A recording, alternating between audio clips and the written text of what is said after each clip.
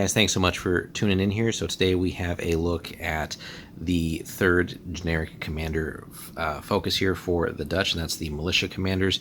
Now these guys do have some options. We can lead the Dutch Caribbean or Dutch North American militias across the board, and we have the typical division here between 0, 15, and 25 for the different experience levels. And as always, right, when we're going for the untested, typically probably a choice for the smaller games, right? Got to have some sort of commander. So, but also sort of an idea, right? If we're paying 0 points for this, that means, like if we're sacrificing, like going for the experience level, those 15 points will probably buy us another unit, and certainly at avoiding the 25 points for the seasoned commander, but maybe a unit or two, right? So that's another thing to consider, right? We're just kind of maximizing bodies as well. But for the 0 point option here, we do get the brace of pistols or a firelock musket and standard melee weapon. So options there. Does come with the actual 8-inch command range, which is pretty neat here, because when we looked at on the sea, right, they have slightly shorter command ranges. Not that they need that being on the boat as far as that longer range necessarily, but just the one command point. But really, we can't really complain. No special rules also, right? But we can't complain because we're not paying for anything. So decent enough for what it is, though. Now, once we get into sort of medium-sized games, right, or even the larger ones, we might consider still the experience, just to, again, save some points and buy a couple extra bodies for some of the units we have out there.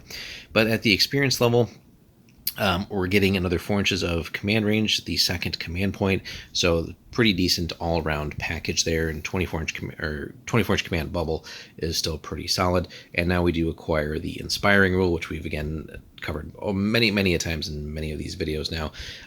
Great one, sort of one that we probably typically look for when we see a lot of these commanders, but inspiring is going to help us stay in the fight much longer.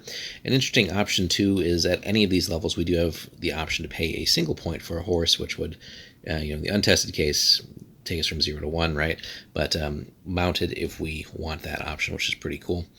Now, when we go up to 25 points, again, seasoned typically for the larger games, right? That's a lot of points to invest if we're playing in that, like, let's say 100-point level, right? That's like a quarter of your force. That's probably not the way to go necessarily, but at 25 points, we're investing a good chunk of points. A lot of the special characters hover around that range, but here we're actually getting that massive 16-inch command range. Not even a lot of the special characters necessarily have that. Still at the 2 command points, though that's kind of reserved for the realm of the named characters. But a 16-inch command range is just absolutely massive. That's going to cover so much real estate on the board. And now we're also acquiring that second special rule. So we don't get the 3 like the Dutch Sea Commanders do at this level, but inspiring is still good, and battle hardened is fantastic as well. So going to keep us in the fight there with those abilities. So all in all, pretty good.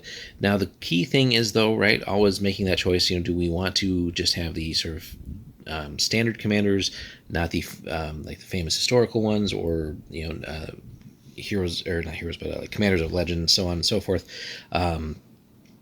But just sort of the no-name commander, sacrificing maybe some of the cool points and some of the other unique things that those named characters do for just the bog standard character, but still with some abilities here, certainly. So at these for these factions, the Caribbean militia or the North American militia, which do you prefer, guys, as far as like your typical game size? Which level of character do you tend to go with for those two factions, or do you tend to go with one of the named characters? And let us know which choices you've gone by and what you tend to prefer for which level that you're playing at, and we'll continue our coverage from there. So the key things, again, we can in most cases go a little bit cheaper than the named characters, albeit sacrificing some of the additional abilities that they tend to have.